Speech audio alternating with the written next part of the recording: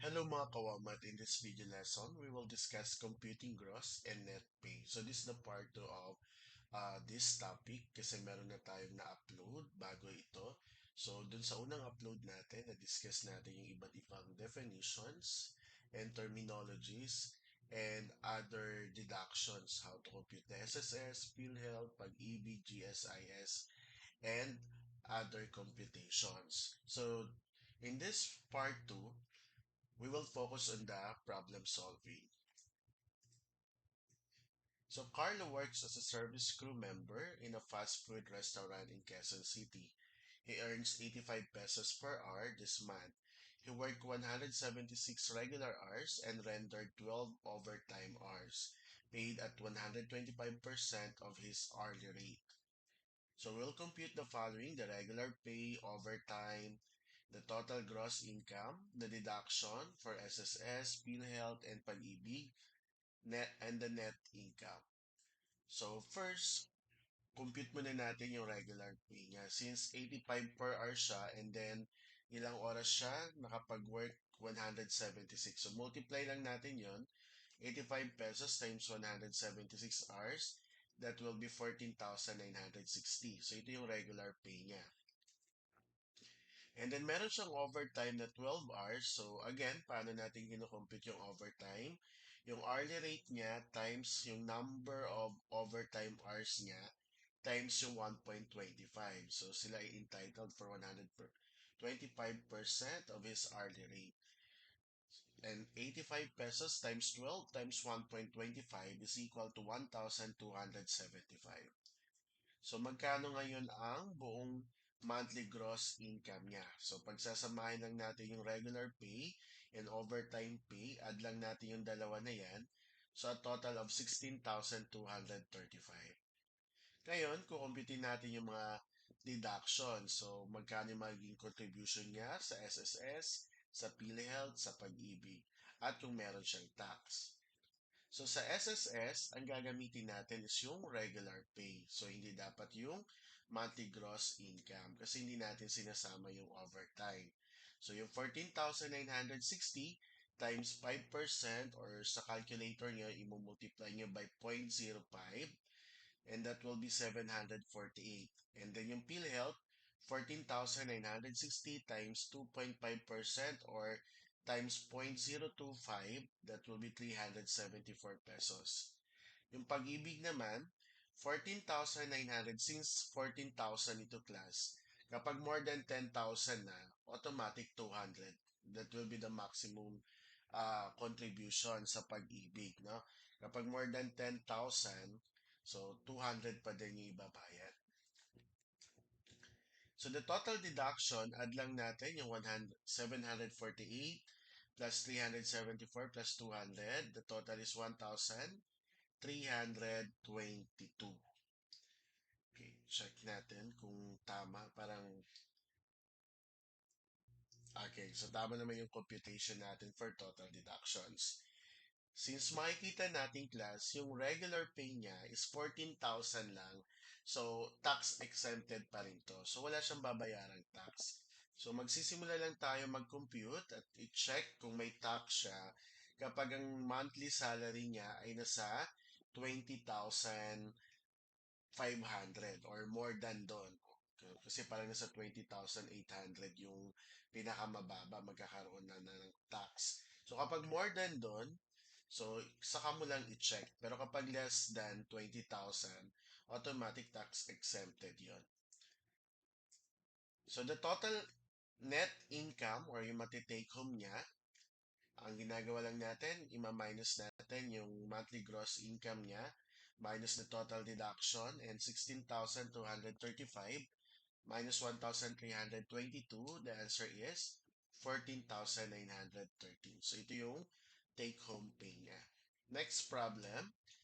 Engineer Miguel San Engineer Miguel Santos works as a project engineer for a construction company in Manila. He receives a monthly salary of 55,000 pesos. During the month, he rendered 15 hours of overtime work paid at 125% of his hourly rate. So, work 20 hours on the night shift, and that will be the additional 10% on the regular hourly rate. So parang 110% ito. So baka kasi magtaka kayo mamaya. So yung 10%, that will be the additional. Okay? Wait for a while. So ilagay na lang natin, baka malito kayo. Okay, so kapag sa night shift differential na entitled sila for 110% nung hourly rate nila. So, and earn a project completion commission of 12,000 pesos. Assume the following. So, alam natin na he worked 22 days per month, 8 hours per day. So, ito yung mga gagamitin how to compute SSS, PhilHealth, and Pag-ibig. So, let's start. So, una, makukompute natin, no? Given naman yung monthly salary niya, that is 55,000. So, next is the hourly rate. Since kukunin natin, no, yung overtime, yung night shift differential, kailangan malaman natin magkano yung binabayad niya sa isang oras. So, yung 55,000, i-divide lang natin since 22 days and then 8 hours per day. So, 22 times 8. Calculator nyo lang, diretso nyo na sa calculator. That is 176. So, 55,000 divided by 176. The answer is 312.5 or 312.50. So ngayon, makukompute na natin yung overtime pay niya. So yung overtime pay niya, so again, entitled sa 125% or 1.25. So 312.5 times, since 15 hours yung overtime niya, times 1.25, ito yung multiplier na ginagamit natin kapag overtime dito sa Pilipinas. So the answer is 5,859.38. For the night shift differential naman, so same, the hourly rate times ilang oras, 20 hours times 1.10. So ito yung multiplier na ginagamit natin for night shift differential. So a total of 6,875. And then, so meron siyang makukuha commission na 12,000, no? Dahil sa pag natapos niya yung project. And then add lang natin yan para makuha natin yung monthly gross income niya. So yung 55,000 plus the 5,859.38 plus 6,875 plus 12,000. So magkano yung isang buwan niya na gross income? 79,734.38. So syempre hindi pa yun yung makukuha niya, no? Hindi pa yan malinis. Ikakaltas pa dyan yung mga contributions. So, ano-ano yung mga contribution natin? Una, yung SSS.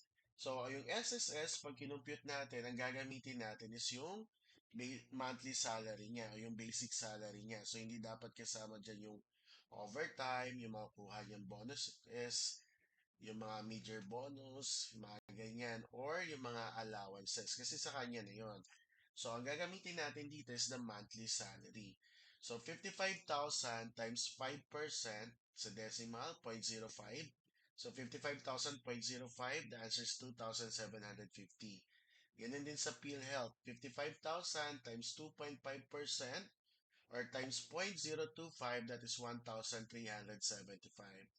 For the Pag-ibig, that is 55,000 times 2% since sobrang laki nung monthly niya, no? 55,000. Eh, more than 10,000 na yan. So, 200 lang yung Pag-ibig niya. And we will compute now the net taxable income.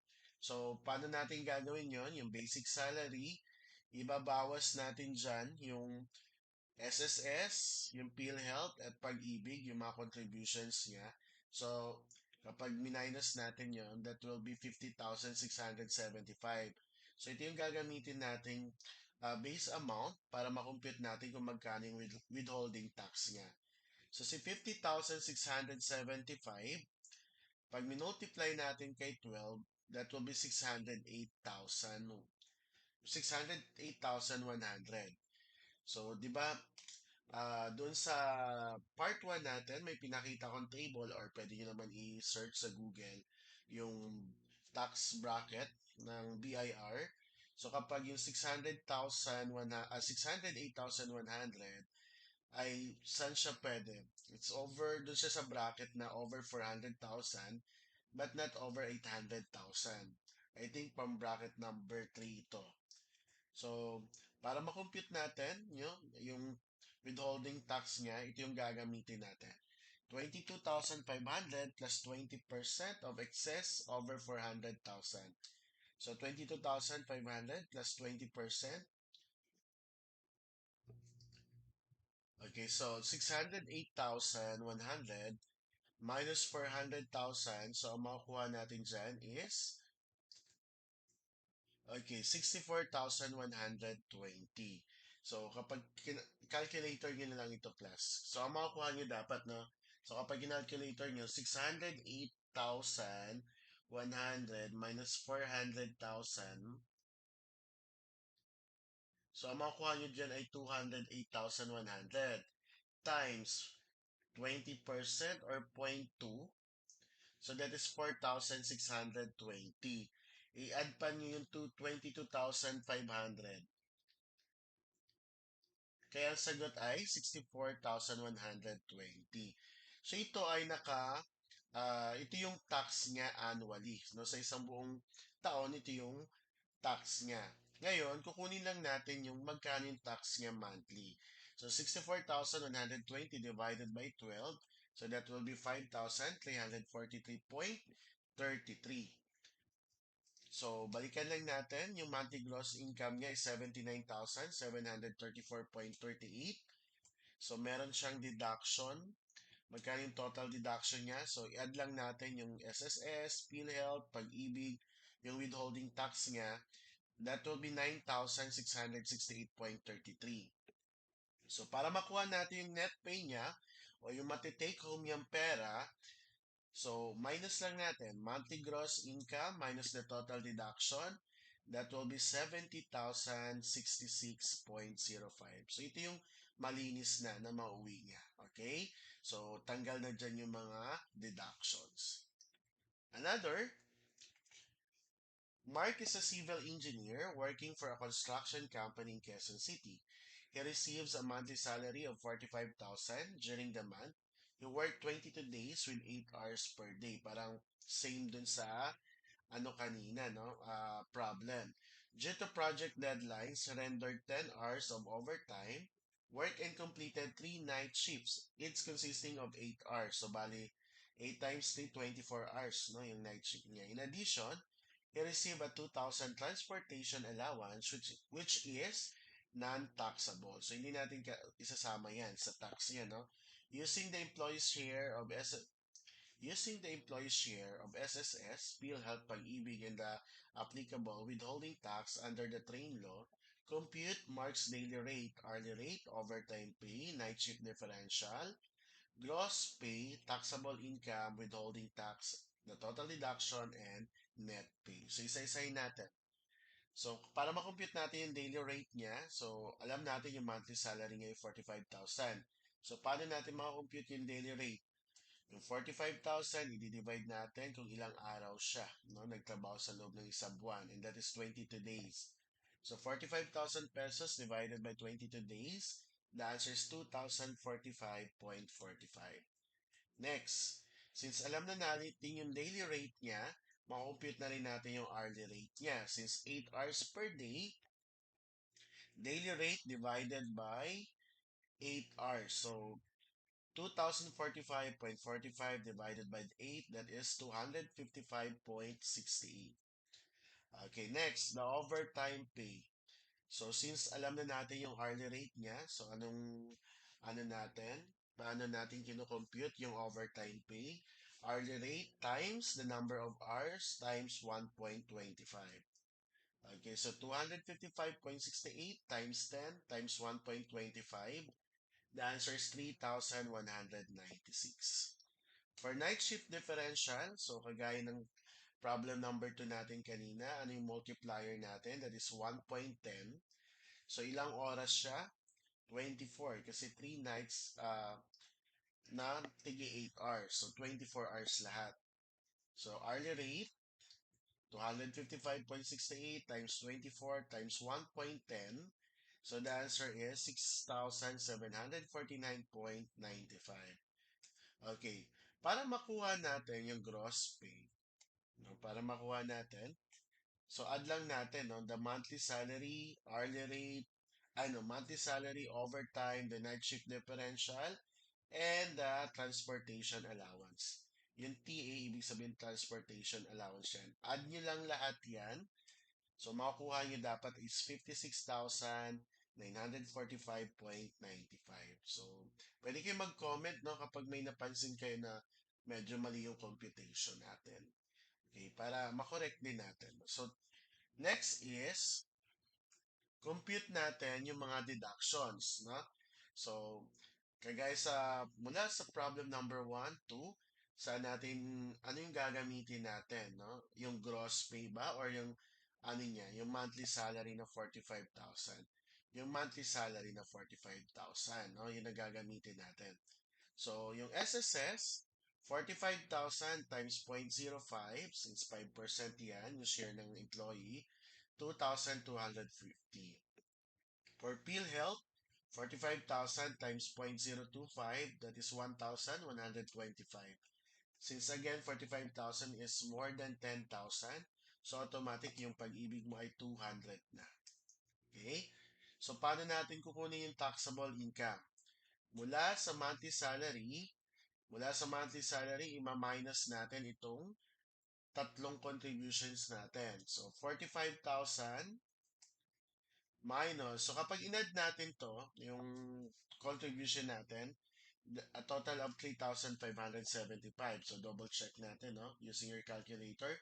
2,250 plus 1,125 plus 200. Okay, that is 3,575. So, yung monthly salary natin, minus natin yung total deductions na 3, no, yung total contributions, no? Hindi pa yan talaga yung total deductions. So, the total contribution is 3,575. So, the answer will be 41,425. Since ito ay monthly, so sa tingin nyo may tax siya, syempre meron kasi more than 20,000, no? Kapag more than 20,000, i-check na natin kung magkano yung tax niya. Check natin dun sa bracket. So kanina, no? Kanina, so na-compute na natin. Okay, wait for a while. I think. So, ito class. Dun sa pangalawa, ginamit natin yung tax bracket na annual taxable income. Ito naman, meron akong, actually, masisearch nyo lang din ito sa internet at sa BIR. Meron ganito.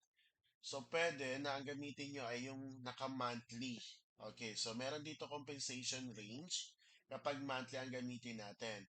So, kapag ang sahod pala ay 20,833, so ito pala yung basis natin. Kapag ang sahod mo wala pa sa 20,833, so automatic tax exempted ka. Pero kapag more than na, doon pa lang may tax.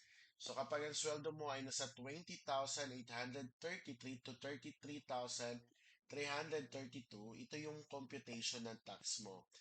15% over 20,833. So kung ang sweldo mo naman o yung taxable income mo ay 33,333 minus 66,666, ito yung pag-compute natin no withholding tax mo. Ngayon, dito pasok no yung taxable income natin ng 41,425. So ito yung gagamitin natin. So 1,875 plus 20% over 33,333. So 1,875 plus 0.2, yung taxable income natin ng 41,425 minus 33,333. So, pag minus natin yan, this will be the answer, 8,092. So, kapag tinimes natin, yung 8,092 times 0.2, ito yung makukuha nyo. 1,618.4. And then, i-add natin yung 1,875. So, ito yung magiging monthly withholding tax mo. Okay? So, ito yung mga kaltas, no? Every month. 3,493.4. So, ngayon, magkano yung total deduction? So, add lang natin. yung SSS, PhilHealth, Pag-ibig, tapos yung withholding tax. So kapag inad natin lahat yan, so ang makukuha natin ay 7,068.4. So ngayon, makukompute na rin natin yung net pay. So saan natin kukunin yung net pay? Gross pay minus the total deduction, that is 7,068 or 56,945.95 minus 7,068.4. So the answer is 49,877.55. So yun yung magiging take home pay niya.